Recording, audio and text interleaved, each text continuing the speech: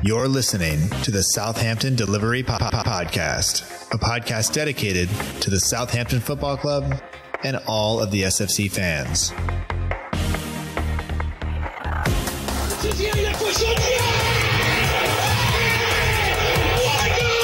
If you want to have guarantees, you have to buy a washing machine. Fonte with a scooping header.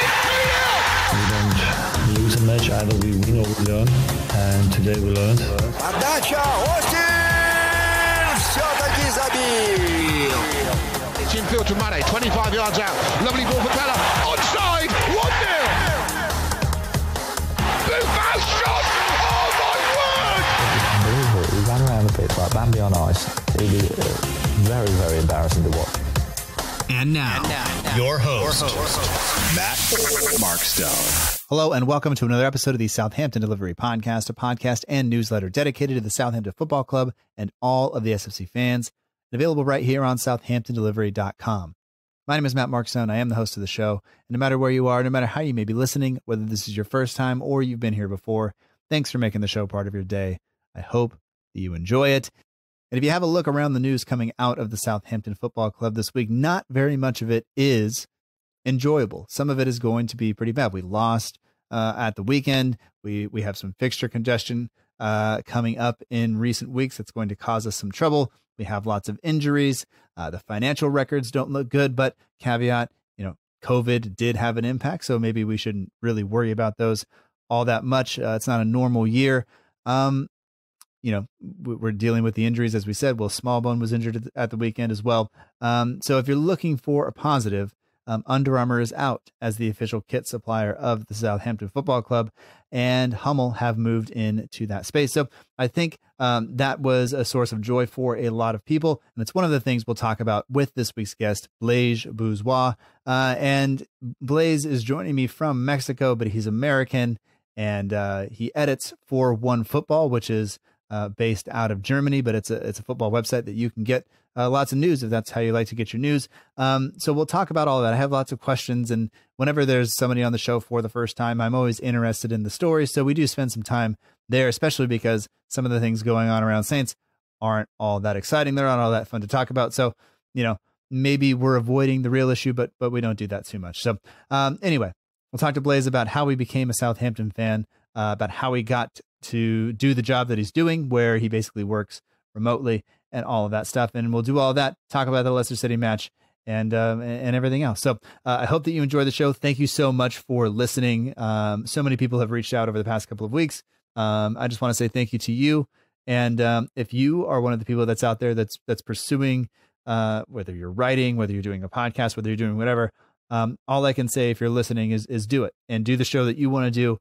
And, take feedback and take criticism and try to make your show better or try to make your writing better or whatever. But do the thing that you enjoy and just enjoy it while you have it, because sometimes, there is a time when you won't be able to do it anymore for one reason or another. So I hope that I think there's people out there who will know who that message is directed to.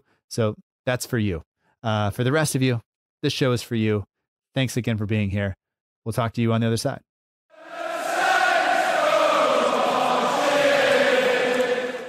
We'd like to welcome to the Southampton Dellivery Podcast, Blaise Bourgeois, coming to you from Mexico. So welcome to the show, Blaise, and thanks for coming on. Thank you, man. Appreciate it. How you doing over there? I'm doing all right.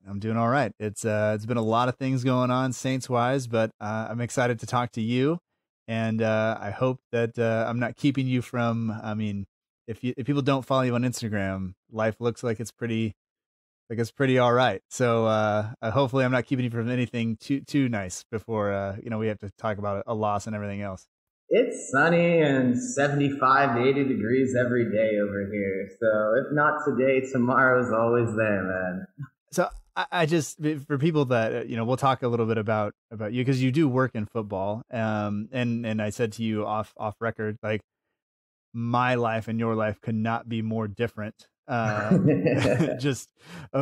had to tell the kids, like, threaten them with an inch of their life, like, do not say anything during the next 45 minutes. Give me some time. So we'll see. I'm sure it won't take long. The dogs will bark and everything else. But you're an American, I think, right? You're from America. Yes. Originally. And at some point you decided I'm moving, and you're an editor for OneFootball, and you're just gonna. I mean, I don't even know what exactly it is that you do. So why don't you kind of just lay it out there for me? Okay, so yeah, I'm an editor at OneFootball, which is a company based in Berlin, Germany. I do their overnight shift remotely.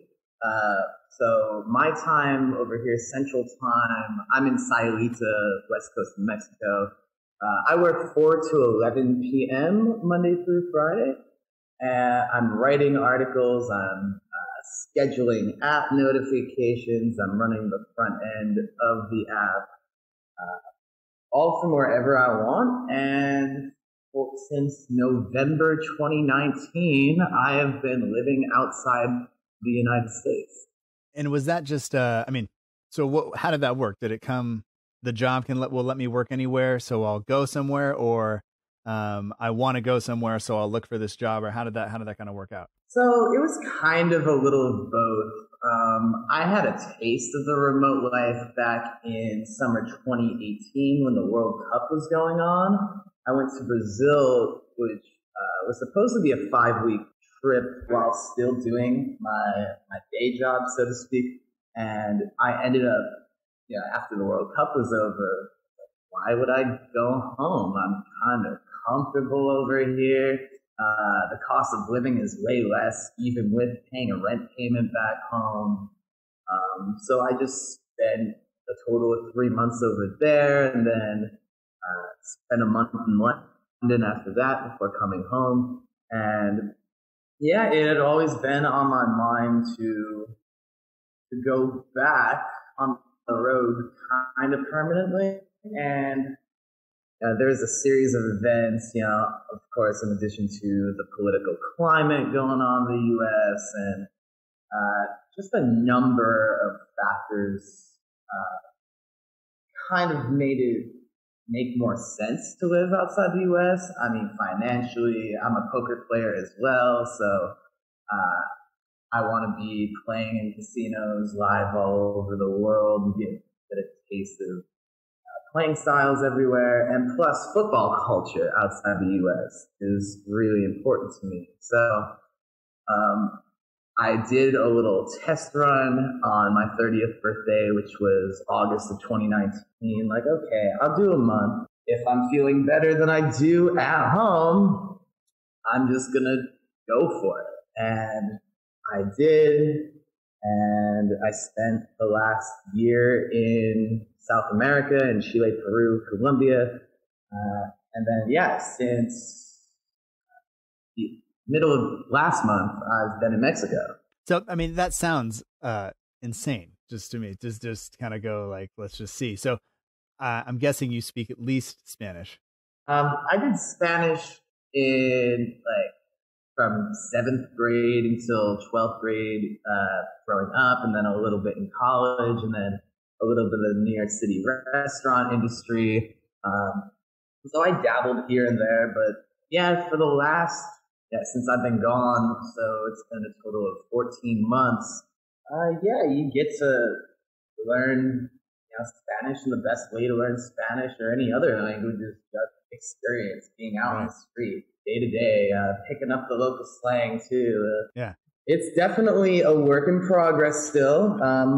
I got the Duolingo going every so often. I should be studying more, but I'm not. But for my job as well, I do write about Chivas in America every day, so I am translating articles as well. So my reading comprehension's up there. And it could be it could be a less touristy town over here. It's not the most touristy place, but if you wanted to speak only English every day over this way, at least in the immediate area, you could and get away with it. But for me, important things like food and directions, I've got down like 100%. All right. Well, the important stuff, at least you'll make. I mean, if you follow me on social media, you'll know how big of a foodie I am. And I'm actually planning to set up a little buffalo chicken grill down here just to experiment with that life. Yeah, absolutely. So And just so people know, OneFootball, they can find it. We'll put the link in the show notes if people are interested. Chivas and America are two of the biggest teams, especially up this way. A lot of people follow them, and you like one or the other. Yeah, there's no in between. Yeah. So, well aware of that. But yeah, you gotta. That's a heck of a shift, 4 to 11.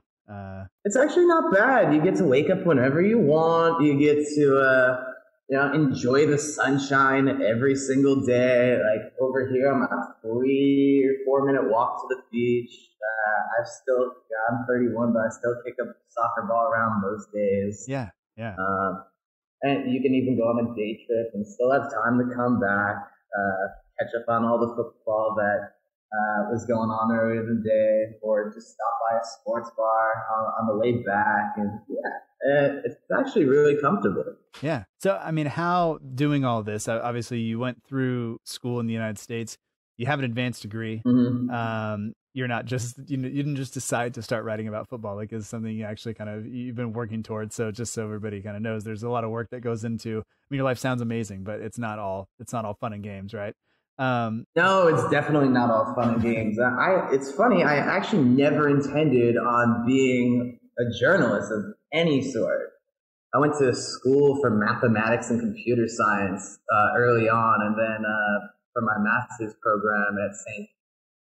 John's, I did sport management with a focus in sports analytics, with the original goal being to be doing player transfers, or at least in that general area of a team in any sport, or being in Vegas, or being in charge of a poker room somewhere. Yeah. Okay. All right. And so I guess through all of that, how did you wind up a Saints supporter? Because I mean, especially like Saints are important to me, and they stand out for a lot of reasons, but you're going to be exposed to so much more doing the job that you do. It would have been very easy to depict some, even I guess more niche team somewhere in Hungary or something, or whatever. So how did Saints happen? So it's a funny story.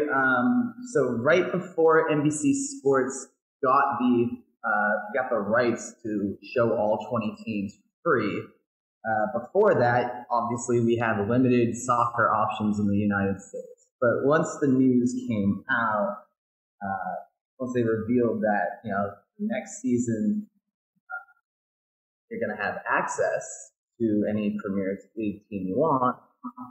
At the time, I was supporting United, but it wasn't like, I didn't feel it in my heart. I'm not one to support like big clubs. And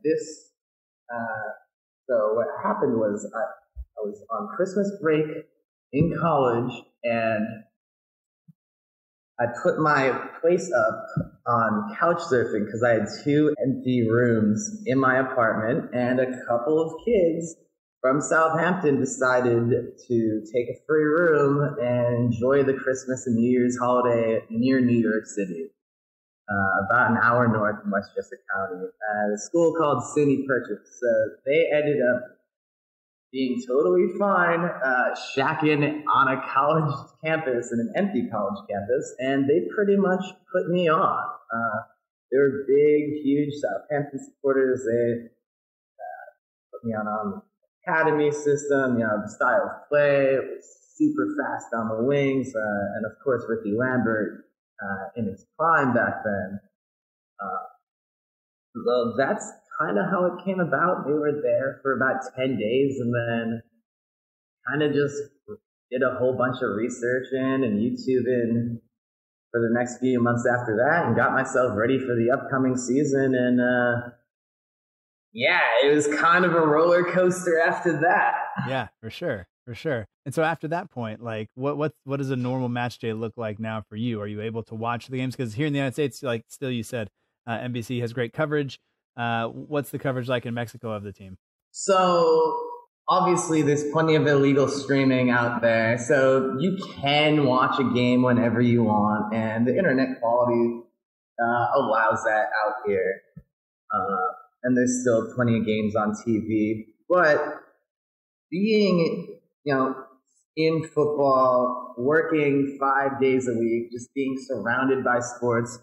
I admittedly do not watch every week, and I think that's mainly like a mental health thing. Like, I will go for a weekend trip and completely disconnect from football, but I say I watch about 20 of the 38 games a week or a year, I would say.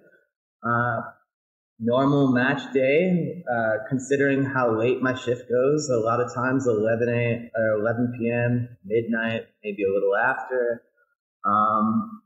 There are often times I set my alarm and I am awake 5 minutes before kickoff, and I'll just watch on my tablet or on my phone, half asleep. Sometimes, with the later kickoffs, I'll go down to a sports bar if it's one of the nationally televised games. There's a couple bars around here that has some American packages, and it's kind of like that wherever you go, Columbia, wherever. Okay. And yeah, kind of low key. It's not like I do anything special for match days. I'll throw on my shirt and I'll be the only Southampton supporter in the room. Yeah, it's a conversation starter. 100% of the time. Yeah. But yeah, I mean, if we're playing against a big team, especially a Big Six team, it's good to have some banter going on. Yeah. And be the only one going nuts when everybody else is pissed. Yeah. It sounds familiar, I should say. And you pointed to the jersey at that point. Nobody will see that, but I'll just point it out. You did that. And we're gonna be, without Under Armour after this year. That was just announced today. We're recording Monday afternoon, U.S. time. I think people in the UK may very well be asleep at this point, but Hummel is going to come in for a 5-year deal. We're ending the Under Armour deal early. There was some talk that they're looking to back more individual athletes rather than teams. And I would say that, I really wanted the Under Armour thing to go well, given that it's an American company. It could have given them a little bit more of a leg up here in the United States in terms of fan base and stuff, but it hasn't really worked. The kits have been okay, I think at best. There's been supply issues, and then of course we had the stuff this year with the new sponsor, and then the ones they have in the shop now are not even official Under Armour gear. So to say it's gone well would be a lie. But for you, are you looking forward to the new deal, or is it just it's a fresh start with a company that's had some history, that has produced some nice kits for the club? I can't pretend to understand or know all the history behind it because I wasn't around. In fact, I think I was 2 when it started and 6 when it ended. So but the pictures look nice, and I'm excited to see some of the more recent things that they've done. So I guess, what are just your feelings on it as we kind of head towards I guess new pastures? So I'm a huge kit guy. So I probably own between 100 and 150 kits at the moment. I travel with about 20 at all times. So this is right up my alley. Honestly, I won't be happy until Kappa is sponsoring Southampton. But honestly, Hummel is one of those companies where it really depends which direction they want to go in. Because Hummel can produce those simple, really classy shirts. For example, like Everton's home shirt this year, it's beautiful. And they can also go with completely outrageous designs like what they do with Forward Madison, the USL League One team in Wisconsin. So they've proven that they are capable of producing really good kits. But, for example, with Everton, the home kit, it's gorgeous. They're away in their third kit. It's not that great. Like the Forward Madison shirts, they're all gorgeous. The third shirt is outstanding. It's one that I really want to have to their collection. And if there's anybody from Forward Madison listening, hook me up, please. But the majority of Hummel's designs are actually disappointing. If you look, there's a couple websites where you can go online. You can look at every single shirt Hummel produces right now. For example, if you look at Freiburg's shirts this year, aside from the away shirt, it's a disaster. Like, and even with their away shirt, the sponsor logo, like, plastered on there just makes the whole shirt look like a mess. So, okay, I'm not sure how it's going to work out. I would love to see, ideally, like a really classy home shirt, kind of similar to what they did this year. And then, like, to go so crazy with our away or a third shirt, like something radical that I know they have the capability to do, but it doesn't always work out. Yeah, and sometimes I think, you know, you got to have one classic, and for us, it should be the home shirt. I think the home shirt has to stay kind of consistent and be kind of not almost iconic. And then if you want to have a go at doing something wild with the second or the third, fine. But that's always going to split the fan base. You know, it's never going to be. I don't think you're going to have, even if it is really well done, there's always going to be people who don't necessarily like something about it, and I'm that way, and I have I think my favorite shirt that Under Armour did was the year that we went to the League Cup final, the away shirt that year, with black and gray. I think that's my favorite, mostly because it fits the best. The neckline's nice. Some of that's a tight shirt. Yeah. That's a very tight fitting shirt, which I do appreciate, you know, when I haven't been eating 10 empanadas a day. I actually own that shirt too. I have my Gabbiadini black and gray. It is also one of my favorite shirts as well. The one I'm wearing now, the Virgin Media shirt with the vertical stripes, that's okay. I do like this year. I'm glad that we have the sports bet sponsor instead of JD, because the JD logo is horrendous on our shirts.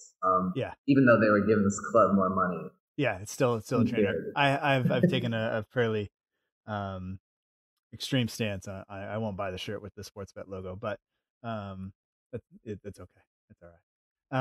I got nothing against you playing poker. I admire that. But I guess let's move on and let's talk a little bit about the match. So, I mean, going into Leicester City, going to play that team, of course, it's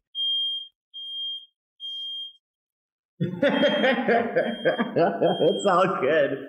Is that a fire alarm? It's a fire alarm. It's okay. The house isn't burning down. All right. Wait it out. Yeah. It's okay. Do you need help?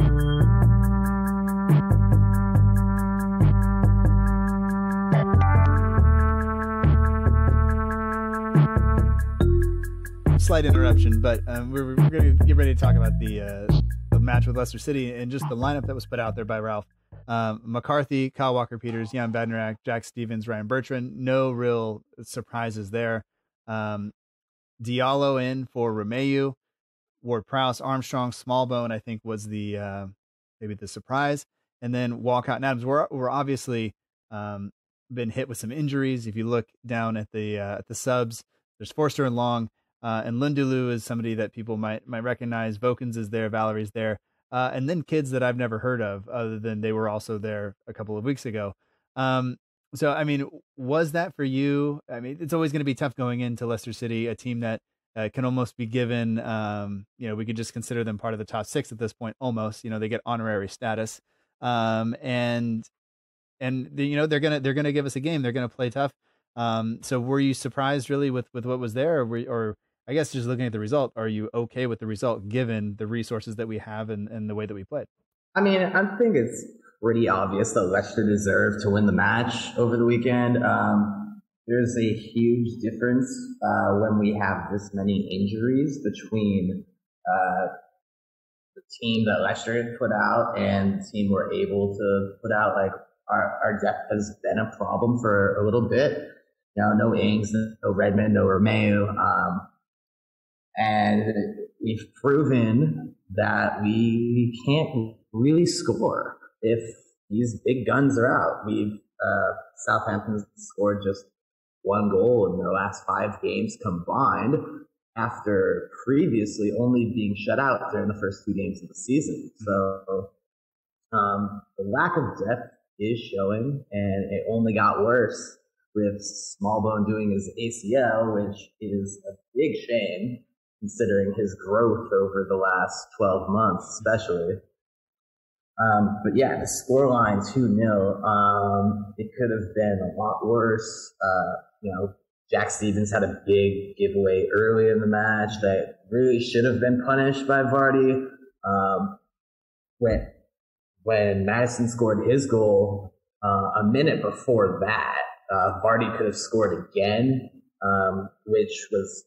and Stevens was a little at fault for the Maddison goal as well, but I mean, just an absolute belter of a hit. Yeah. Beautiful goal. But yeah, Armstrong could have scored with his ambitious effort that rattled the bar. Barnes could have smashed his effort into the empty net in the second half. Vardy got denied a second time late in the match. So I don't think any Southampton supporter could have said we deserve 3 points on the day, or even 1 point. But yeah, it could have been 3-0, 4-0. 4-1. So 2-0, given the circumstances, not the worst results. Bednarik was a beast out there. If Stevens had been playing at his normal level, maybe the game's a little different. But I think the best they could have hoped for yesterday was a 0-0 or a 1-1 where McCarthy makes 7 or 8 saves. So, not the worst result. They move on into a very congested schedule over the next month. Yeah, I would say that, through the first half, we came out, we played well. Both teams kind of went at it. And I think the same thing shows up for us over recent matches where we're just not creating good goal scoring opportunities. We've benefited so much from guys like Danny Ings finishing chances that shouldn't be finished. I think, the Athletic phrased it, we've been the most efficient. And I think that maybe paints the wrong picture because I don't consider Nathan Redmond a very efficient scorer. We're not putting these guys in good goal scoring opportunities. We've lacked, creating these, what we call big chances and things like that. And our XG for, I don't think we've had one over 1 since Sheffield United, which is just that's not good enough, and so when you're missing guys like Ings and stuff, then you are going to struggle because he's not putting away those chances because he's not there, and Adams and those guys are not the same. So the first 45 minutes, I'd say we were fine. I think to go into halftime, maybe down a little unlucky. Stevens has to do better. He didn't have a great game, as you said. He got ruled by Maddison, and there's a foul in the buildup there, but we had chances to clear it. I think the most frustrating thing is Diallo then gets booked for basically committing the exact same foul just a few minutes later. So that is frustrating. But like you said, the ball was absolutely blasted from point blank range, and I don't really know what McCarthy's supposed to do. I think if we're going to stop that goal, it's got to happen before it ever gets to that point, right? If Stevens can get the right side of Maddison and just shuttle the ball out for a throw or for a goal kick, I think that's one way it can happen. If we just get the ball all the way clear, the 2 or 3 chances we had, I think that's fine. But I was messaging somebody during the second half when we were pushing forward and still not creating very good chances, but definitely trying and piling forward. And that's what Leicester City want. They're going to hit you on the break. They have a ton of pace, and at different points it was different guys sliding in to try to block shots and stuff like that. Ward-Prowse at one point, it's usually one defender, one midfielder, and whoever else trying to get back. So the fact that I thought it was either going to end 1-1 or it's going to end 2-0 or more, and that's just kind of the game we were playing at that point, because it doesn't really matter if you lose by 1 or lose by 2. We're trying to get a point, and that's I'm okay with the whole thing. I think I didn't even ask you a question, so I apologize. Yeah, no, that's all right. Leicester's just on a different class. Like, they have Soyuncu and Iheanacho and Ayoze Perez coming off the bench. Any of those guys would be day in, day out starting 11 at Southampton. Even Sengi's under, who didn't even play. Marty, who we've been linked to in the past, he's a guy that would fit in. But it's also the way that Ralph puts out his 11, like a flat four in the midfield, with usually two defensive-minded or more defensive-minded midfielders in the center of the park. Romeu, Diallo, Ward-Prowse. It doesn't exactly scream creativity in the midfield. So when you get a team like Leicester who can just overpower you attacking-wise, you are going to be overly dependent on a counterattack where you have Danny Ings coming up with a wonder goal, or Stuart Armstrong hitting the ball from 20, 25 yards, or a Ward-Prowse free kick, or Che Adams or Theo getting slipped in behind. So it was always going to be a difficult matchup, especially being shorthanded. And I guess you just on the chin, move on to the next one. Yeah. Just to point out, just hammer home one more time. None of the shots that we had an XG of 0.1 or greater. All of them were under that, according to Understat, which is, it just shows. Madison's was only 0.08 here, but they had others that were 0.37, 0.41, 0.52, 0.15. They had the better of the opportunities, which I don't think you can really argue with. And some of those did come late when they were playing on the break, which is what, like we said, what they want. But you mentioned the small bone injury, and we've already kind of experienced what these injuries can do. You look at the bench and you go, okay, we're going to see how deep this playbook runs and how well the guys have been working, which is, I'm okay with having these guys come in and struggle. That's just kind of where we're at this point.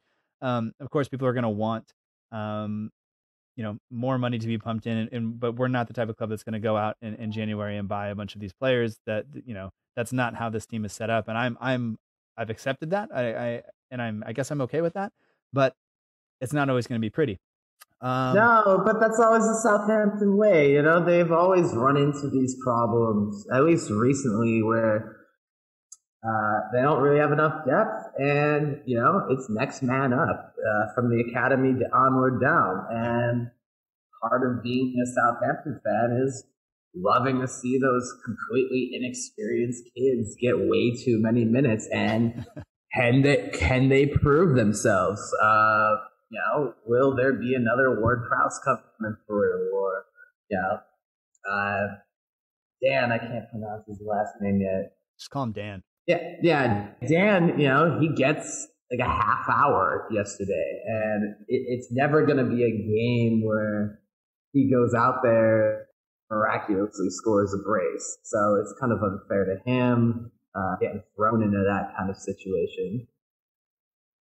But yeah, it's part of supporting this team, putting a lot of trust in unproven characters, and seeing what they can do. And we're going to see a lot of that probably in the next game or two, especially tomorrow against Shrewsbury. Yeah.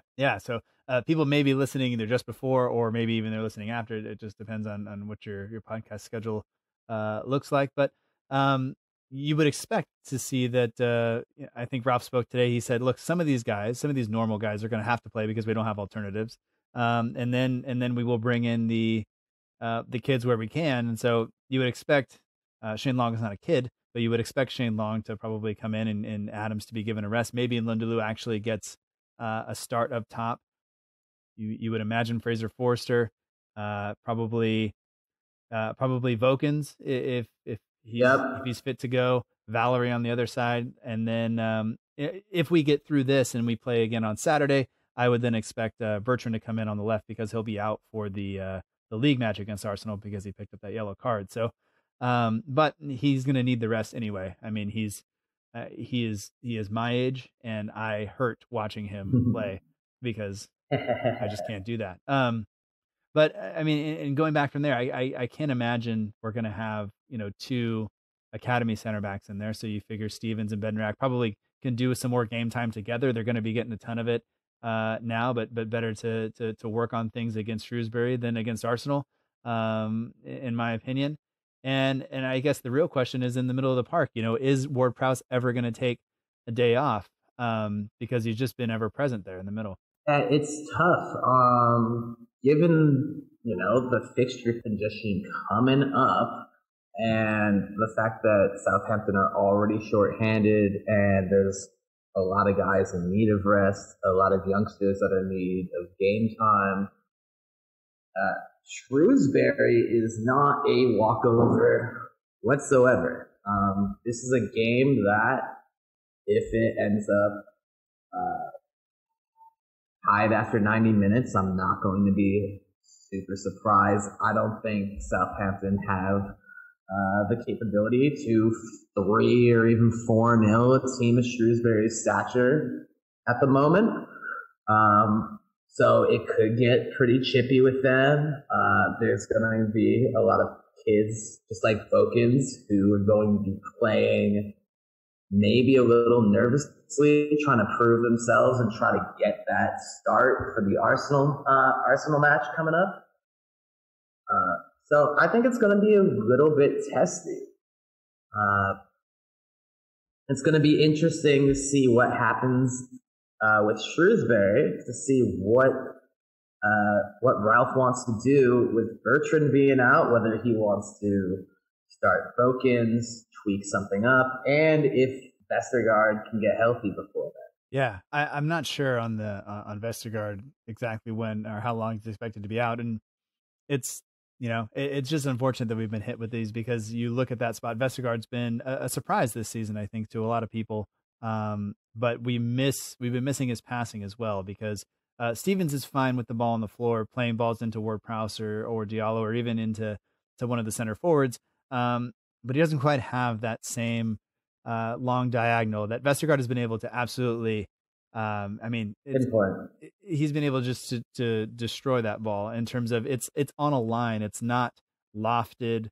And Walker Peters has been, get to the run to the spot, bring it down and do that well. When Stevens does it, it tends to be a little bit more kind of lobbed out there, and it gives the defense just that extra second or whatever to get over and get into position. So it's not quite the same.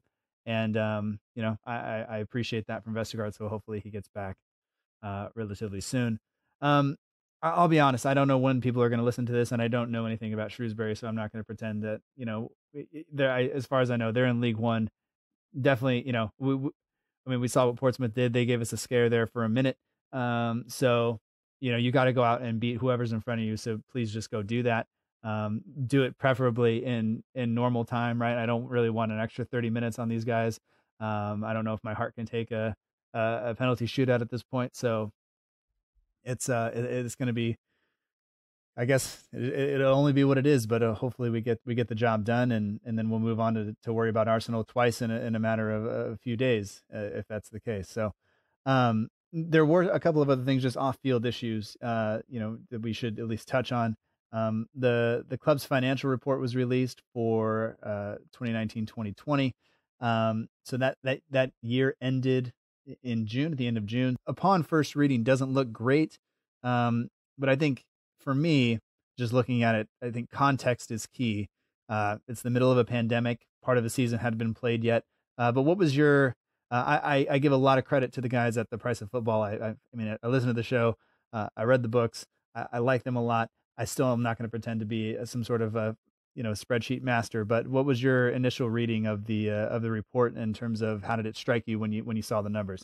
I mean, honestly, I'm not going to jump into the financial situation too much. It's a tired subject. I've had to write about it for virtually every team for the last 10 months. Obviously, the situation isn't good, right? But at the moment, only 4 other clubs that played in the Prem last year have published their reports.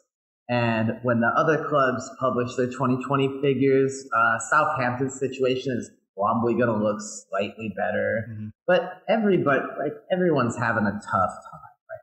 Yeah. Southampton fans, I feel they should be very optimistic. We've still had the capital and the wherewithal to renew some of our contracts. We're not exactly in any sort of real contract turmoil right now, like really rushing to get renewals done anywhere. it's unknown territory at the end of the day. And it's like that for every facet of business and life. And nobody knows. You don't know. I don't know. Governments don't know. Scientists don't know what's going to happen in the next 6 months, 12 months, 24 months. The whole football world's been hit by this. And unfortunately, it's one of those things where they can try to plan and try to get creative to try to bring in a few more fans here and there. We might be able to get, anywhere from 4,000 to 10,000 fans coming in soon to get those gate receipts up. But just like everything COVID related, I think we just have to wait and see. Yeah. Yeah. I mean, it's no surprise, obviously, that match day revenue's down, right? Like the people weren't able to go half the time. So what do you want them to do? I think they've come to terms with that again for this season. They've started to offer rebates for people who have season tickets.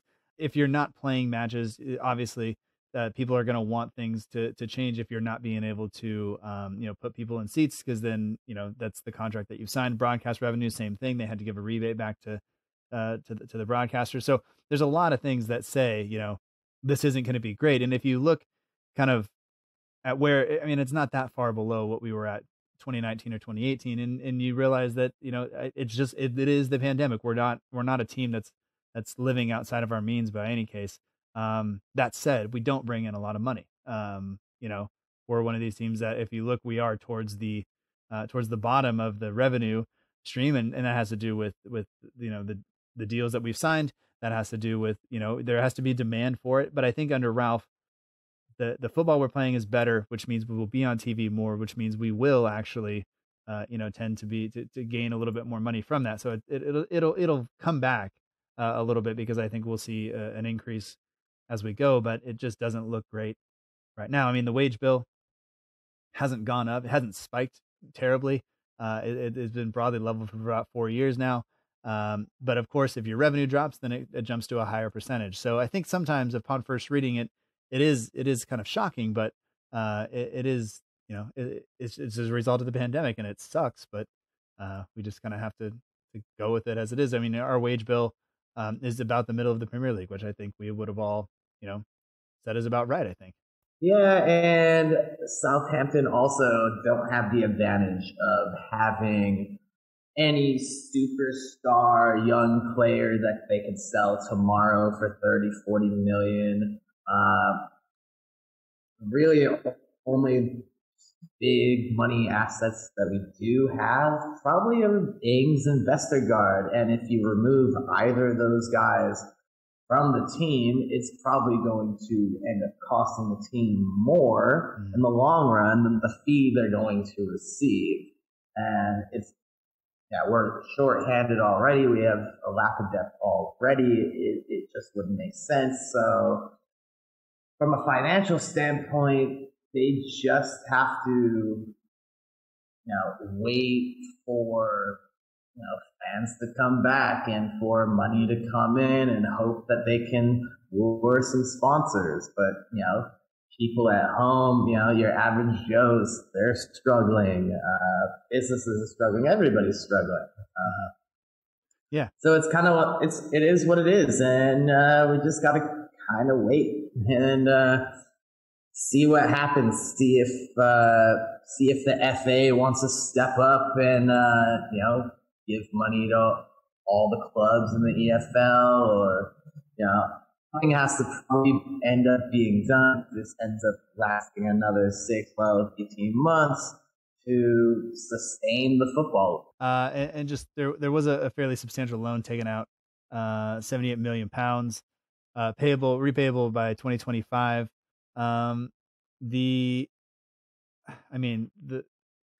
It could get expensive given the interest rate is above 9%, but at that point when it was taken, it's operating capital for this point, just to keep things flowing. And it's not, once again, it's not something that I think we should be overly concerned about. Unfortunately, it could cost upwards of £135 million if you kind of work that out over the whole term. And hopefully we're better than that. Hopefully we pay that down a little bit as we go. So it saves us a little bit, but basically 7.2 million pounds a year an interest on that loan.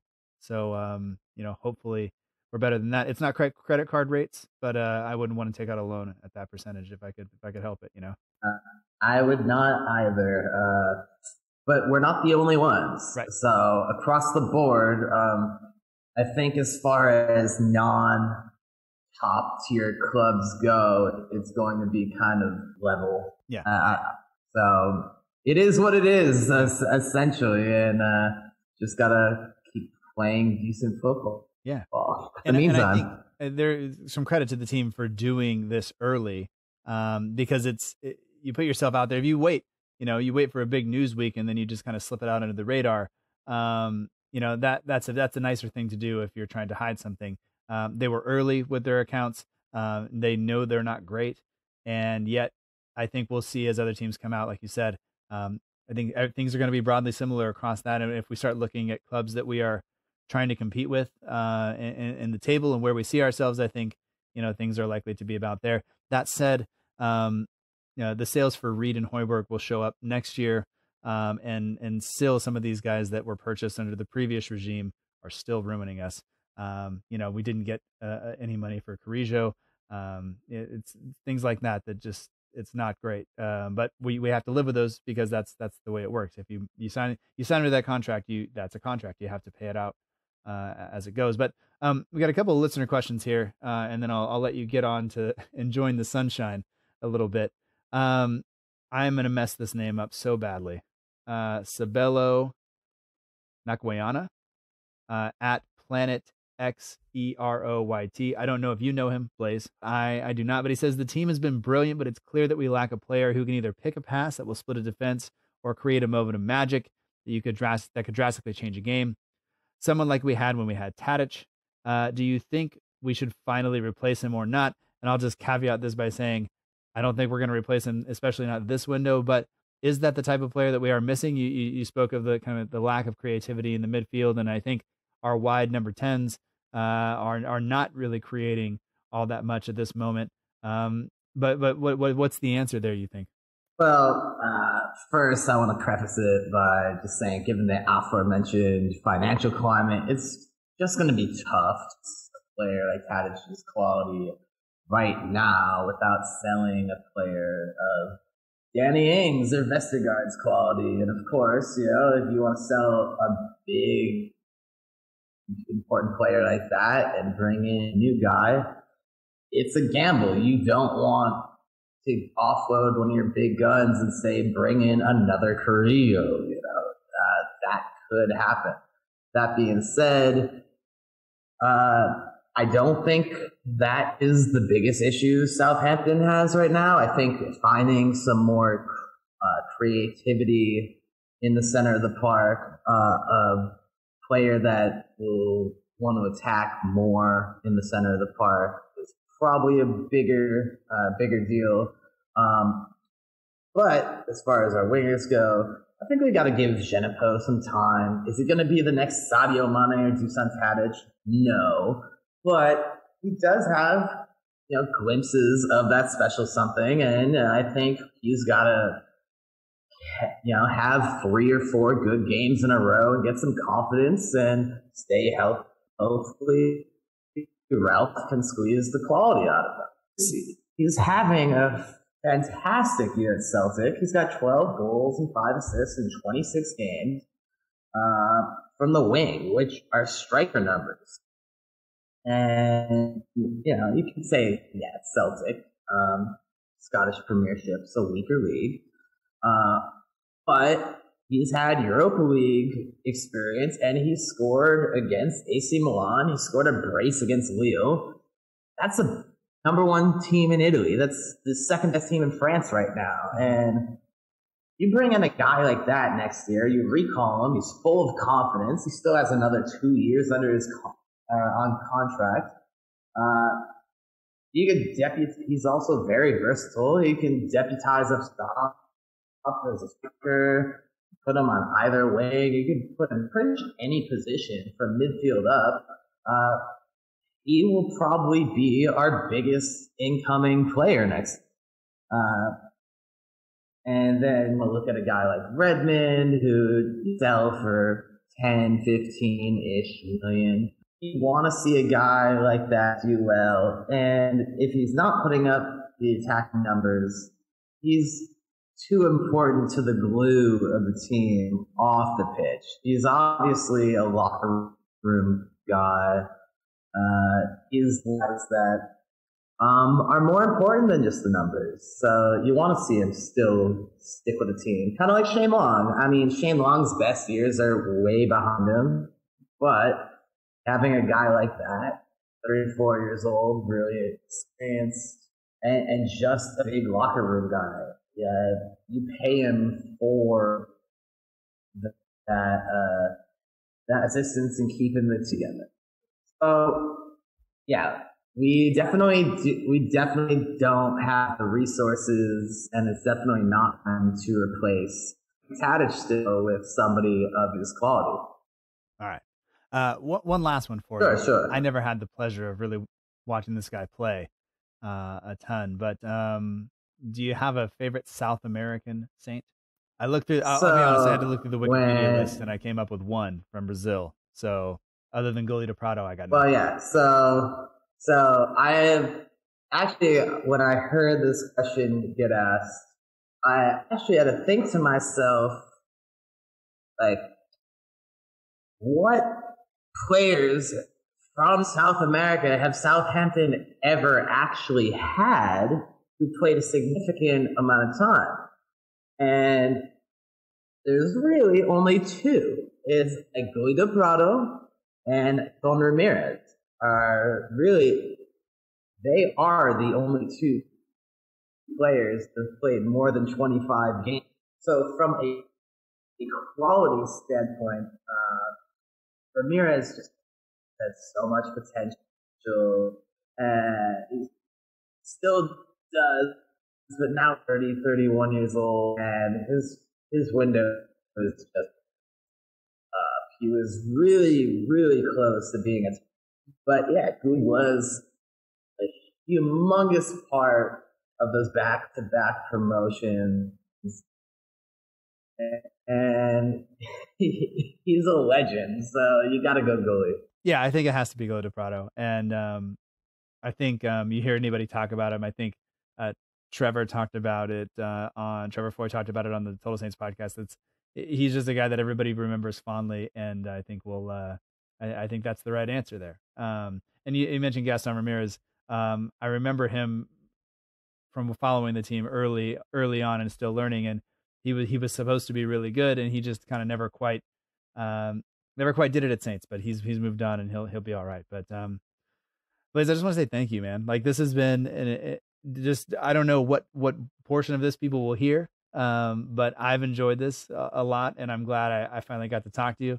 Yeah, man, I wish you the best as you live your life, and good luck in the poker rooms and in editing and everything else, and just enjoy yourself, and thanks for doing this. Hey, no problem. Much appreciated. Anytime. If you get a chance, come to Sayulita, man. The weather's great. Pretty cheap living out here. The coronavirus situation is very good over here. Nobody's wearing masks. No, there's no cases over here. Yeah. Good seafood, good times, nice beach. Yeah. No complaints here, man. If people just want a little taste of kind of what your life looks like, and that doesn't capture it all, but follow you on Instagram, and the links are in the show notes for people to do that. The food looks good. The haikus are great. And great. Generally, you just look like you're having a really good time. So I appreciate it. Thanks a lot, man. And we'll do this again. Absolutely, man. Thank you. Thanks a lot.